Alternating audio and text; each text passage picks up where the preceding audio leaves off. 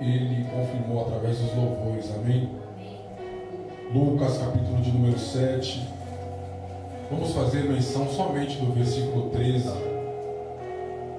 Uma passagem bastante conhecida, mas eu creio que Deus falará mais um pouquinho conosco nesta oportunidade. Lucas capítulo de número 7, versículo de número 13, diz assim a Sagrada Escritura: E vendo-a, o Senhor moveu-se de íntima compaixão por ela e disse-lhe: Não chores. Podem se aceitar, glorificador. Aleluia!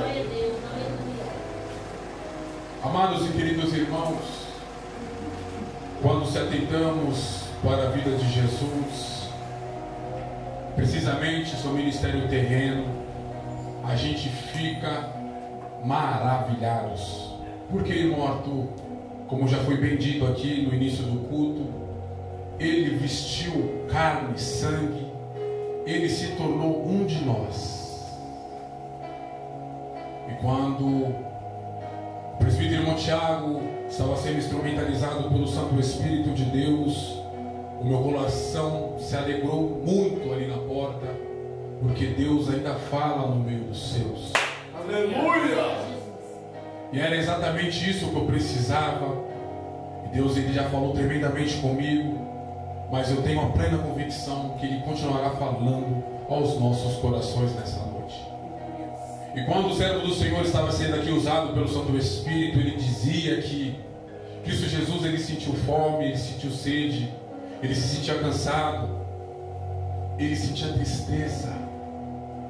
E o versículo a qual lemos, um verso muito conhecido da igreja, o versículo de número 13, que Cristo Jesus, ele olha para uma mulher da multidão e ele vê que essa mulher está pranteando, está chorando, diferente dos demais que ali se encontram, visto que ela também se encontrava com uma multidão, saindo para fora da cidade para enterrar o seu único filho. Mas permita-me dizer algo magnífico desta mensagem, ao qual o Santo Espírito encheu meu coração. Cristo Jesus, Mateus capítulo de número 14, ele também vai receber uma notícia amarga. Notícia essa que os discípulos de João, após enterrar o seu corpo sem a cabeça, eles vão levar essas amargas notícias para Jesus, dizendo: olha, o seu primo, chamado João, apelidado como Batista, acabou de ser sepultado por nós, Meu Deus!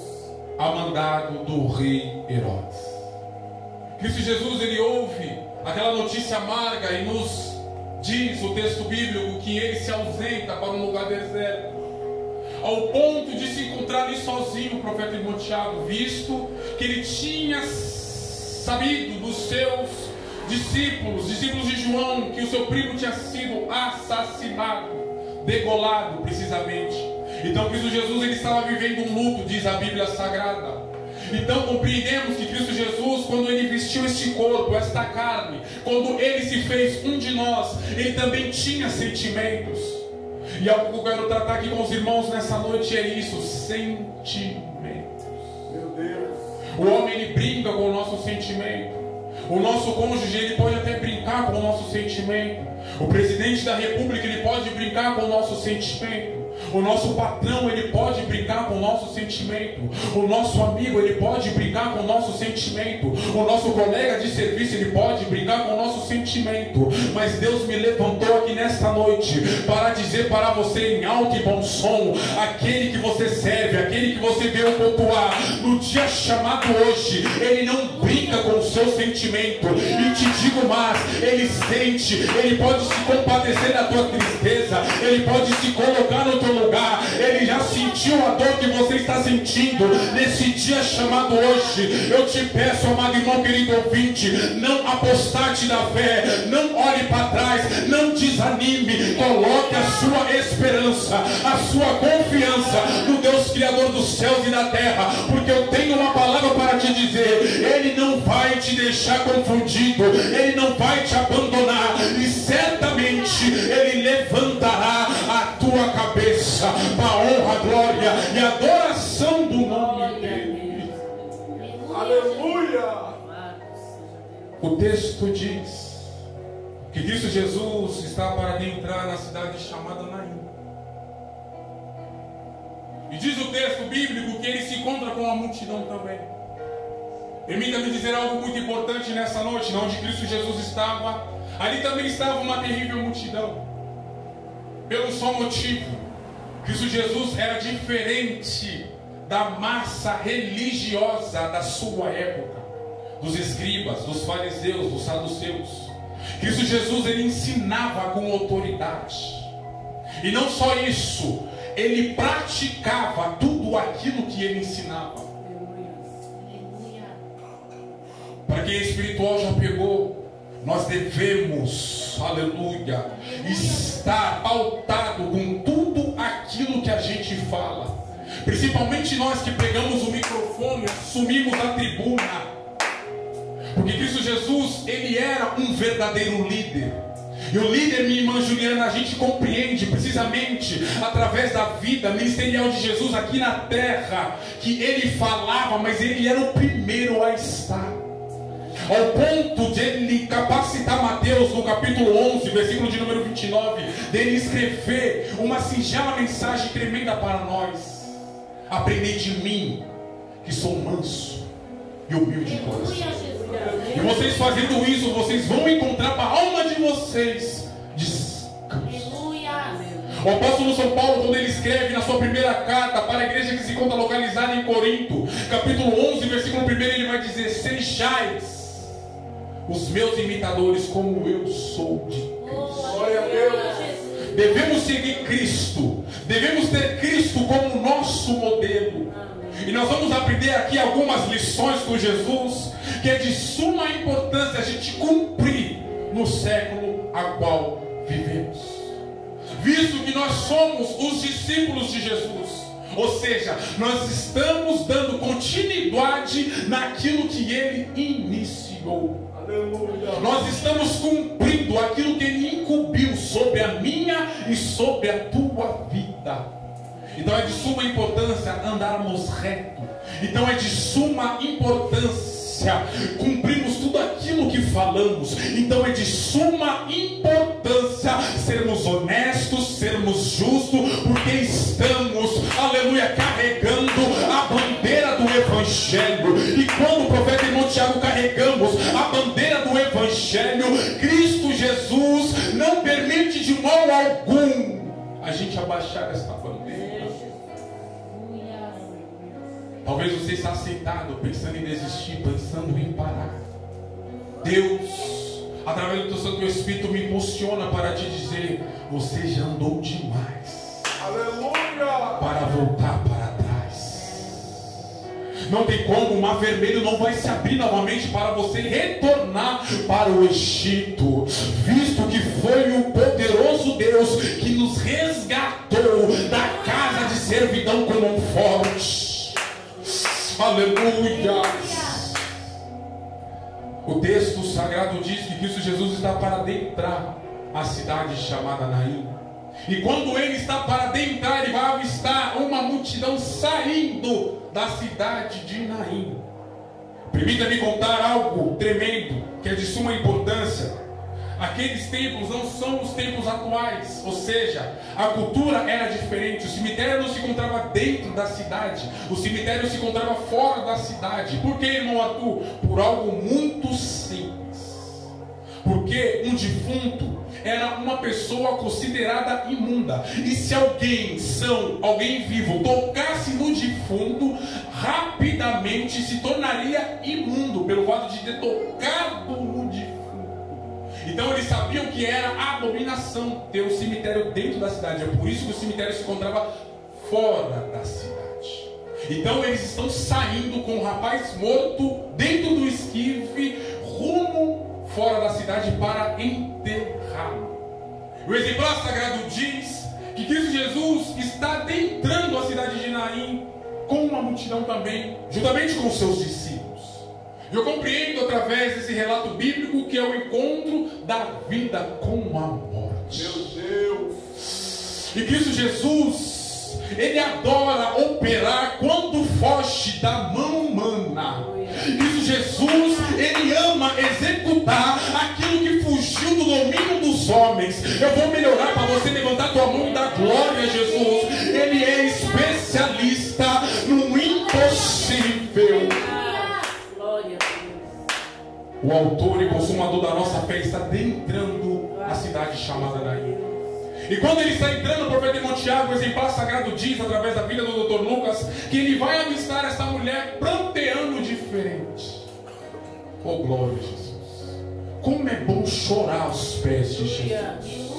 Como é bom chorar na presença do Todo-Poderoso. Como é bom sentir em espírito o anjo recolhendo as nossas lágrimas e levando no alto e sublime trono para o Deus Todo-Poderoso, porque Ele entende cada lágrima derramada. E quando eu falo isso, o Santo Espírito de Deus enche meu coração ao ponto de eu me deparar no profeta messiânico Isaías, capítulo de número 38. O exemplar sagrado diz que Deus, ele toma Isaías ao ponto dele se achegar ao rei Ezequias e dizer: olha, coloque a tua casa em ordem, certo é, você vai morrer e não vai viver.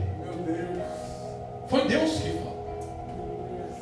Ele dá o recado de Deus para o rei e sai da presença do rei. É isso que eu acho lindo, profeta irmão Tiago. Quando Deus usa o profeta e ele transmite, ele dita, ele proclama aquilo que Deus falou, sem tirar e sem acrescentar. Visto que o profeta messiânico Isaías se encontrava de frente da maior autoridade humana, o rei Ezequias. E mesmo assim, ele não foi lá para fazer o nome dele. Ele não foi lá querer fazer barganha com o rei. Ele foi lá para ser boca de Deus.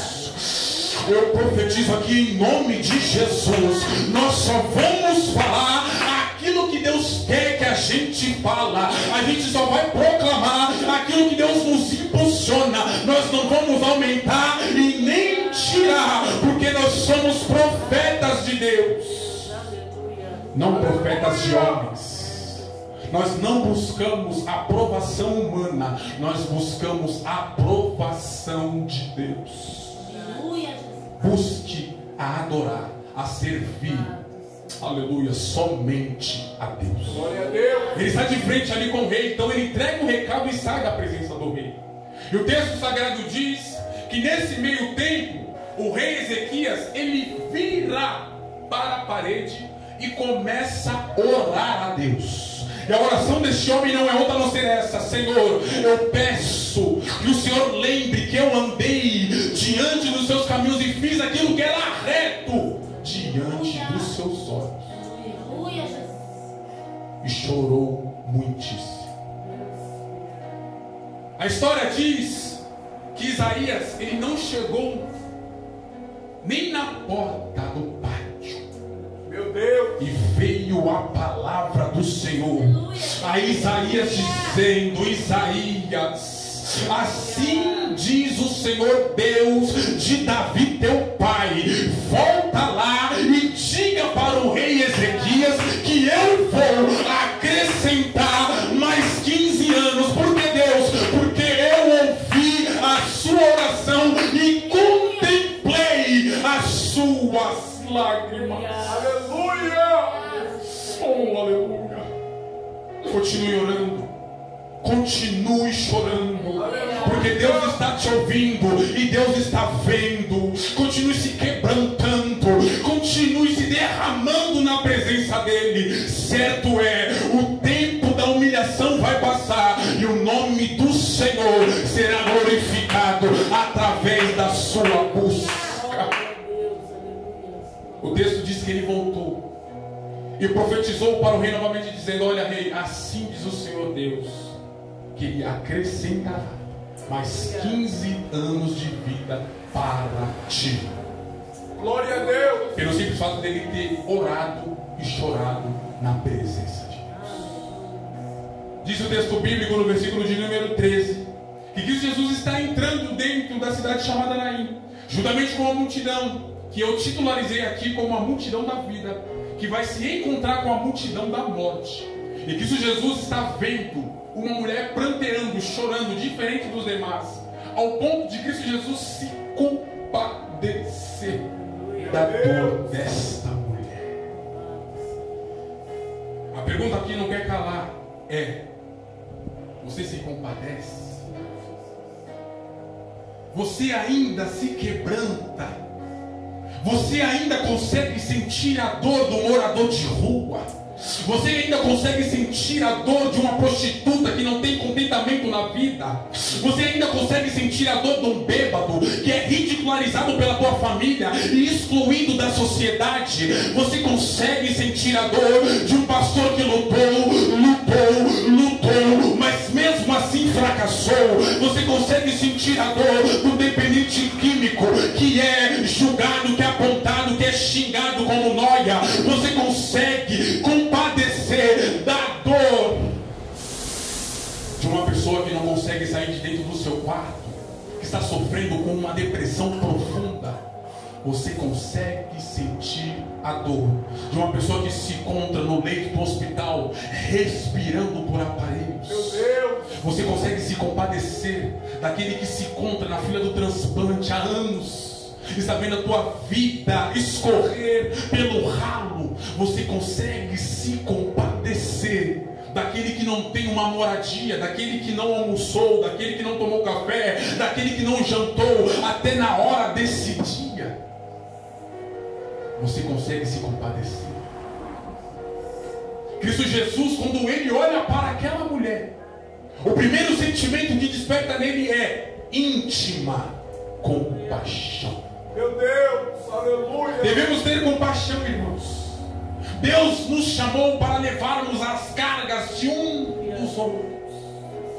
A Bíblia Sagrada diz que devemos andar em dois, para quando um fraquejar na fé, o outro animar, dizendo: ei, a promessa irá se cumprir. Ei, vamos, olha lá o horizonte. Ei, o choro ele pode durar a noite toda. Salmo 30, verso 5, parte B.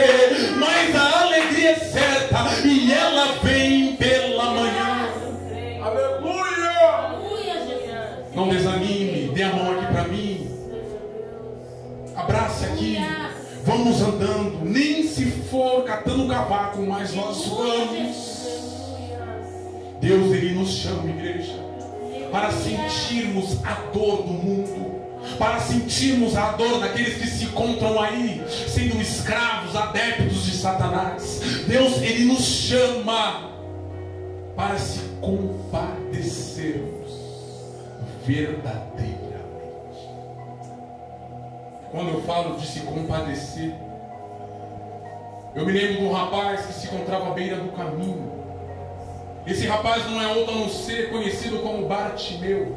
Lucas, Marcos, capítulo de número 10, versículo de número 46, ou Lucas 18, verso de número 43.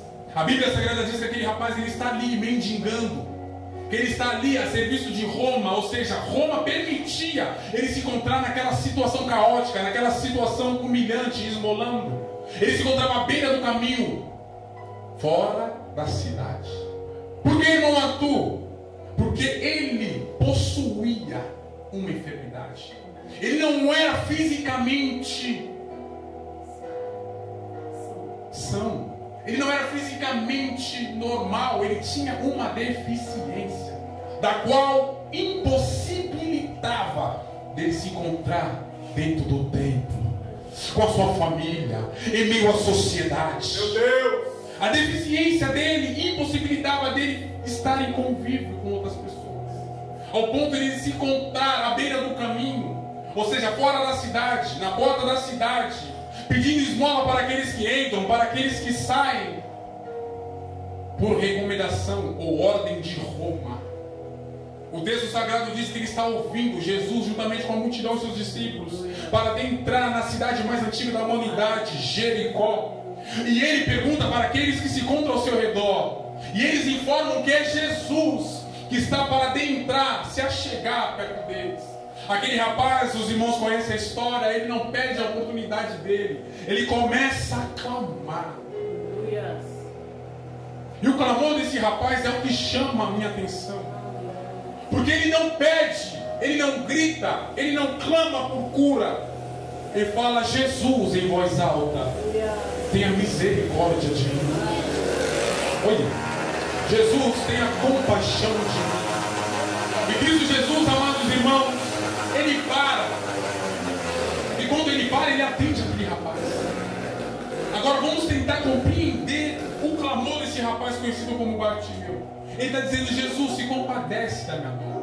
Jesus, se ponha no meu lugar. Jesus, sinta o que eu estou sentindo. Então o segredo é saber clamar.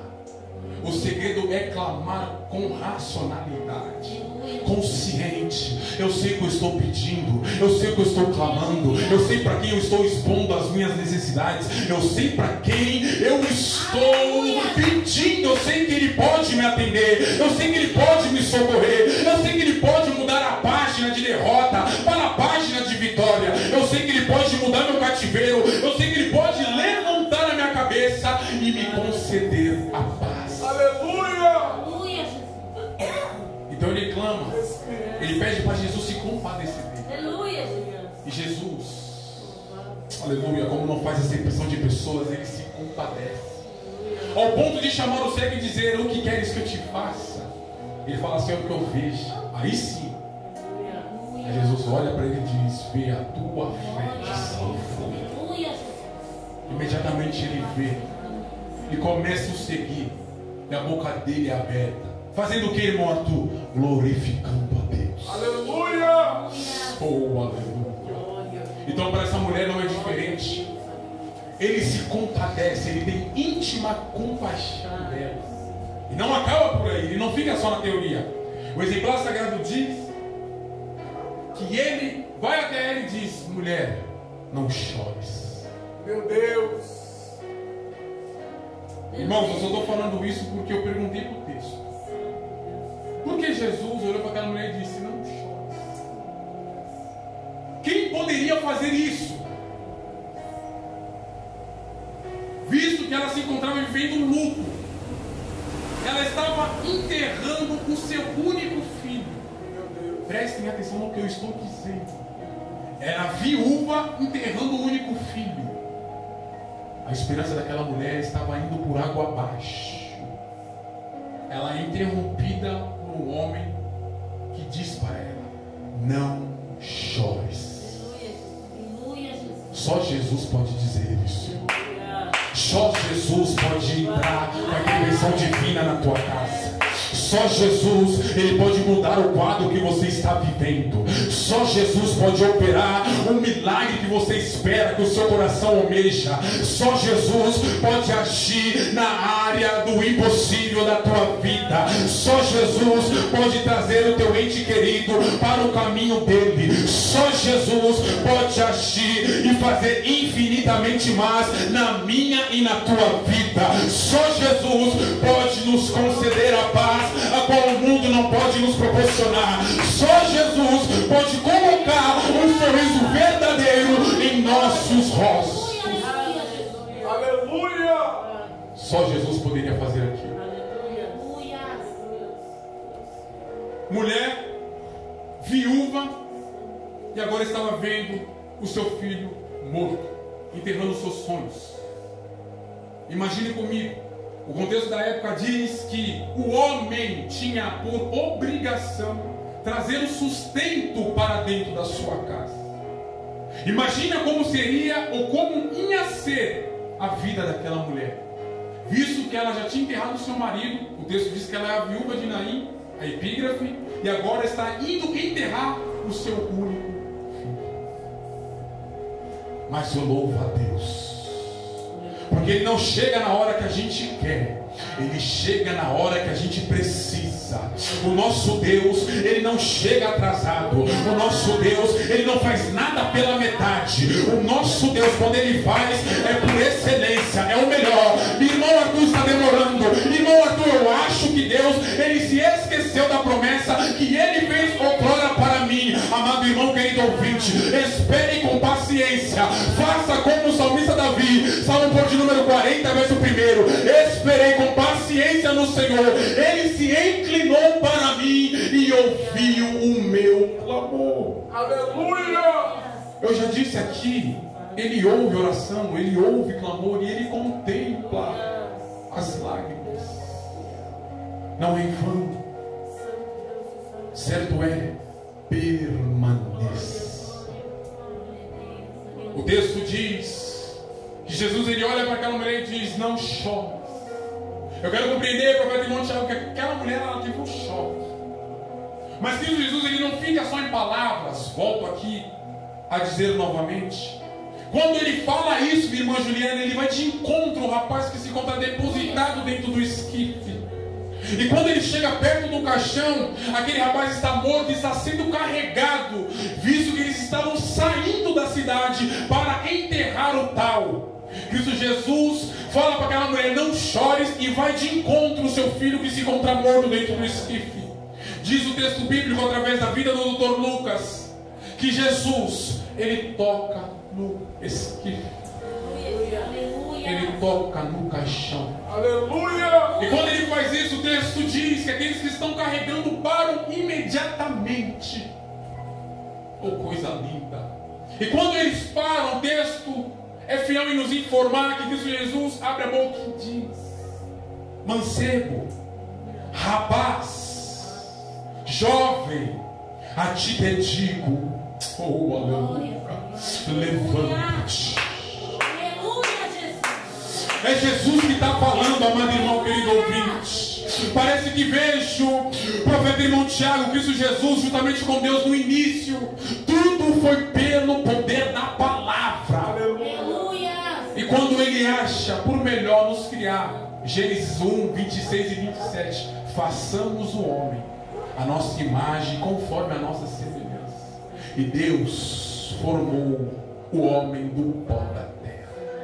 Aleluia! Compreende que para criar todas as coisas, separação das águas, luz, noite, que é trevas, ele deu ordem ao mar para criar os seres marinhos.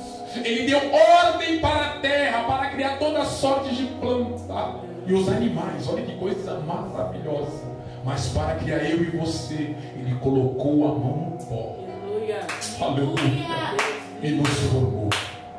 E quando ele forma aquele boneco que se encontra inerte, ele assopra nas suas narinas o fôlego de vida. E aquele boneco que se encontra inerte, ele torna-se alma vivente. Aleluia! Oh, aleluia! É isso mesmo, eu creio que a primeira coisa, que aquele boneco, quando ele torna a vida, ele glorifica a Deus, ele engrandece a Deus, porque tudo que Deus faz é perfeito, tudo que Deus faz é por excelência. Ele não está demorando, amado irmão, querido ouvinte, ele está caprichando. Eu não sei se é na área conjugal, eu não sei se é na área profissional, eu não sei se é na área sentimental. Certo é, ele está fazendo. Descansa o teu coração, pois os teus olhos contemplarão o melhor de Deus na sua vida. Aleluia! Aleluia, Jesus. Diz o texto bíblico que o rapaz ele ouve a voz de Jesus. E quando ele ouve a voz de Jesus, ele se assenta, minha irmã Leni. E quando ele se assenta, ele começa a falar. Oh, coisa boa. Não acaba por ele. Jesus ele pega o menino pela mão, o rapaz, o jovem, e leva até sua mãe. Eu imagino a felicidade daquela mulher. Eu quero compreender, profeta irmão Tiago, que ela começou a pensar consigo: agora eu vou vencer. Agora eu posso começar a sonhar. Agora eu posso começar a bolar os meus projetos. Cristo Jesus, ele ressuscitou os meus sonhos. Ele ressuscitou a minha dignidade. Ele ressuscitou a minha vida. Oh, glória. Aleluia! Ele pega o rapaz e leva até sua mãe. Aqui está o teu filho. Oh, aleluia. Isso é lindo, igreja. Porque Cristo Jesus, em São João 11, 25 está escrito: disse-lhe Jesus: Eu sou a ressurreição e a vida. Aleluia. Aquele que crê em mim, ainda que esteja morto, viverá. Aleluia. Aprendemos lições tremendas, principalmente quando Cristo Jesus ele fala. Porque quando ele fala, o louco assimila. Quando ele fala, o surdo ouve. Quando ele fala, o defunto obedece. Uma vez que Cristo Jesus falou, espera. Uma vez que Cristo Jesus falou, descansa. Uma vez que Cristo Jesus falou, aguarde, pois certamente os seus olhos visualizarão aquilo que Ele te prometeu. Por que, irmão Arthur? Porque Ele não é homem para mentir, e nem filho do homem para se arrepender. O problema é que nós não conseguimos esperar o tempo do Senhor. O problema é que a gente se desespera. Aí está o grande problema. Quando a gente se desespera, a gente coloca a nossa mão, a gente se precipita. E não é isso que Deus quer ou almeja de mim e de vós nessa noite. O que Ele almeja de mim e de vós nessa noite é posicionamento, é ver o mundo caindo sobre a nossa cabeça, mas a gente estando crendo e sabendo que Ele vai entrar com a intervenção divina. É Ele saber que nós não sabemos onde vai vir o nosso recurso, mas nós sabemos que o recurso virá da parte dEle. É Ele saber que nós, mesmo tendo pouca força, a gente não vai negar, a gente não vai olhar para trás, a gente não vai desistir, a gente não vai retroceder, a gente não vai desanimar, porque foi pregado aqui dias atrás: aqueles que esperam no Senhor renovarão as suas forças, subirão com asas como águia, correrão e não se cansarão, caminharão e não se fatigarão. Aleluia. Espere no Senhor. Espere no Senhor, porque Ele é fiel para concluir, para completar, para executar a obra que Ele te prometeu. Irmão Arthur, está difícil, não está fácil, parece que não vou conseguir. Eu tenho uma chave, eu tenho um segredo, eu tenho um remédio para você, impulsionado pelo seu Espírito. Continue chorando aos pés de Jesus. Continue orando, continue suplicando, continue clamando, continue rogando ao Senhor. Eu não sei se vou conseguir. Ajuda-me, ó Pai, a esperar com paciência em Ti. Ajude-me, ó Deus, a não apostatar da fé. Ajude-me, ó Pai, a manter os meus olhos fitos em Ti. Não permita de olhar para a esquerda e nem para a direita.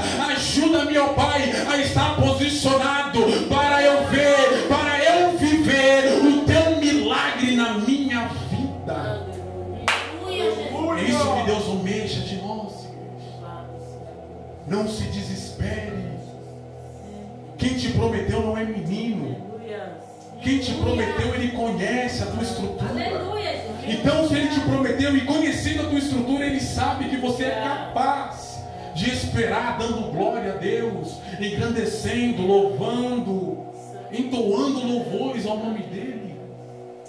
Parece que vejo aquela mulher de Lucas, capítulo 13, a partir do versículo 10, 18 longos anos, encurvada, mas mesmo assim não perdia o culto. Sem esperança, mas estava no templo. Cheio de dificuldades, mas estava no templo. Cheio de limitações, mas estava no templo. Aleluia. Mesmo sendo ridicularizada diante do olhar humano, mas estava no templo. Eu compreendo o profeta irmão Tiago, que ela ia para o templo dizendo: talvez hoje seja o dia da minha vitória. Talvez hoje seja o dia da página virada da minha vida. Talvez hoje Deus possa virar o meu cativeiro. Talvez hoje os meus olhos possam visualizar a cura esperada. Talvez hoje Deus pode se atentar para mim e executar aquilo que o meu coração almeja. Talvez seja hoje. Aleluia. 18 anos. Permaneça firme. Porque quando se atentamos para a Bíblia Sagrada, na primeira epístola do apóstolo São Pedro, a gente vai compreender que um dia para Deus é como 1000 anos. 1000 anos é como um dia. Ou seja, ele não se encontra limitado e nem preso a este tempo. Nós sim. Mas o privilégio que nós temos é de saber que o nosso Deus, Ele vela pela sua palavra. E quando a gente se atenta para essa história magnífica de Lucas capítulo de número 7, a gente entende que Deus, Ele não brincou na pessoa de Jesus Cristo com o sentimento daquela mulher. Ele tranquilizou o coração dela. Ele aquietou a alma dela para executar no impossível. Eu profetizo aqui em nome de Jesus, assim também será na tua vida. Ele falará contigo de uma forma clara, de uma forma simples, ao ponto de você entender, para você tranquilizar o seu coração, para receber o milagre de Deus. Quantos concordam assim? Digam amém. Amém. Esta foi a palavra a qual Deus encheu o meu coração. Chamo aqui a nossa irmã diaconisa Rosângela para estar comunicando à igreja os recados da semana.